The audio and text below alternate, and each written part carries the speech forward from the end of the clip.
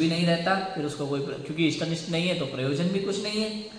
निराकुल होने से महासुखी, आकुलता नहीं रहती, सहज रहता है, मस्त रहता है, उसको कोई आकुलता नहीं रहती। संसार में कुछ भी हो रहा हो, ये करना वो करना वो करना वो करना, ये दुखी है तो मैं इसके लिए कुछ करूँ, ये कोई भी प्रकार की आकुलता नहीं रहती। इसलिए दिगंबर मुनिराज महासुखी होते हैं जंगलों में। उनको मनुष्यों से कोई लेना देना ही नहीं है। तुम ही पाप करते हो, तुम ही भोगते हो, तुम ही दुखी होते हो, आके हमारे पास आके मंत्र मंत्र मांगते हो, हमें और परेशान करते हो। इसलिए वो जंगल में मस्त रहते हैं। समझ में आया कि नहीं आया? ये जीव स्वयं 50 तरह के पाप करता है, 50 तरह का दुख भोगता है। आप सोचो राजू भाई, आपका कोई मित्र है, वो आपसे कर्जा ले रहा है, समझ में आया? आपका कोई मित्र आपसे कर्जा लेता है, आप उसको समझाते हो ऐसा मत कर। अब वो जुआ खेल रहा है, शराब पी रहा है, उसमें पैसा बर्बाद करता है। आज आपने उसे 10,000 दे दिए, मित्र है भाई, दोस्त है अपना, अपन ने उसका भरा कर्जे में है, कोई उसको परेशान करना है, दुखी कर रहा है, मार रहा है, उसके परिवार को परेशान करना है, आपने उस पर दया खा करके उसको 20,000 और दे दिए, उसका कर्जा दूर कर दिया।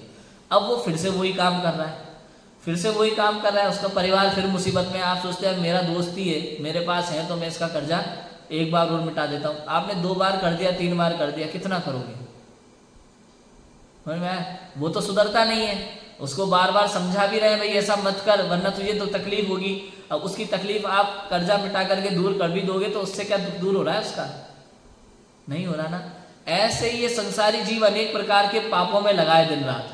दिगंबर मुनिराज बार बार उपदेश देते, समझाते हैं कि भाई इन पापों में मत फंस, परिग्रह इत्यादि आवश्यकता अनुसार ही अच्छा है गृहस्थ के लिए भी। दिन रात एक मत कर, जबरदस्ती पैसे के पीछे मत भाग, 5 पापों को योग्यता अनुसार भूमिका अनुसार छोड़, होटलों में मत खा, रात्रि भोजन मत कर, जमीकन कंदमूल इत्यादि मत खा, नित्य देव दर्शन कर। सब कुछ दिगंबर मुनिराज उपदेश देते हैं, वो तो सुनता नहीं है। जैसे उस जुआरी मित्र को आप समझा रहे हो मत कर तू दुखी होगा, वो तो सुना नहीं। ऐसे यहाँ दिगंबर मुनिराज उसे सब बताते हैं, वो सुनता नहीं है। लेकिन अब ये पाप कर करके जब पापोदय इसके उदय में आता है परिवार में, तब ये दुखी होता है। भाई शादी नहीं हो रही, नौकरी नहीं लग रही, वास्तु का दोष, फलाना ढिकाना। अब जाता है मुनिराज के पास, भैया मेरे ऐसा है, फलाना है, मंगल का दोष है, शनि का ग्रहण और फलाना ढिकाना, दुनिया भर की बातें करके पहुंच जाता है। अब मान लो कोई दिगंबर मुनिराज, वैसे दिगंबर मुनिराज कभी लौकिक कार्य की सिद्धि का उपदेश देते ही नहीं, केवल आत्म कल्याण का उपदेश देते, उसके हित कोई मंत्र इत्यादि नहीं देते मुनिराज कभी भी।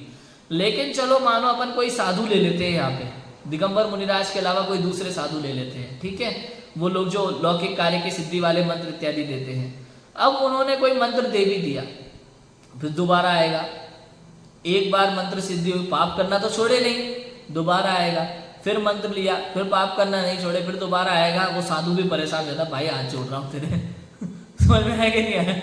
पापों को छोड़ दे तो कम समस्या ही खत्म हो जाएगी। यदि तू पाप करना छोड़ दे तो दुनिया में कोई तेरा बुरा करने वाला नहीं है। लिखा ना कार्तिक अनुप्रेक्षा में, जम जस जम्मी देशे जेड़ में हाड़ेड़ जम्मी कालम्मी को सक्का दीवारे दो इंदोवा तेज इंदोवा, कि जब जिस देश में, जिस क्षेत्र में, जिस काल में तेरे साथ जो होना होगा वो होगा। को सक्का दीवारे दो इंदोवा तेज इंदोवा, अर्थात तेरे पाप का उदय है तो इंद्र और जिनेंद्र तुझे बचाने में समर्थ नहीं है, और तेरे पुण्य का उदय है तो इंद्र और जिनेंद्र तेरा कुछ बिगाड़ नहीं सकते।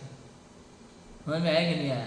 इसलिए तू क्यों व्यर्थ में पाप कर रहा है, क्यों लगा हुआ है, बार बार बराबर पापों में लगा हुआ रहता है, और फिर कोई पाप का उदय आता है तो मंत्र इत्यादि के पीछे भागता है, पंडितों के पीछे, ज्योतिषियों के पीछे भागता है। इससे क्या होने वाला है? समझ में आया कि नहीं आया? पाप छोड़े तो पाप का उदय नहीं आएगा, दुखी नहीं होगा, अपने आप सारी व्यवस्था मिट गई। काम अंदर में करना होता है, करने की कोशिश बाहर में करता है। इसलिए कहा पंडित टोडरमल जी ने कि ये सारे उपाय तेरे झूठे हैं। अब समझ में आ गया? इस तरह से कार्य होता है। इसलिए सम्यक दर्शनादिक ही यह दुख मिटने का सच्चा उपाय है। सम्यक दर्शन होगा तो वस्तु स्वरूप का यथार्थ श्रद्धान होगा। ऐसा श्रद्धान हो जाएगा कि पाप के उदय से, कर्म के उदय से ही जीव संसार में दुखी है, और कर्म का अभाव होने पर, अपने निराकुल स्वभाव की प्राप्ति होने पर ही ये जीव सुखी हो सकता है। अन्य संसार में सुखी होने का कोई उपाय नहीं है। हम सभी को अपने निराकुल आत्म स्वभाव की प्राप्ति हो, इसी मंगल भावना से अभी की बात को आरंभ करते हैं। ओम नमः शिवाय।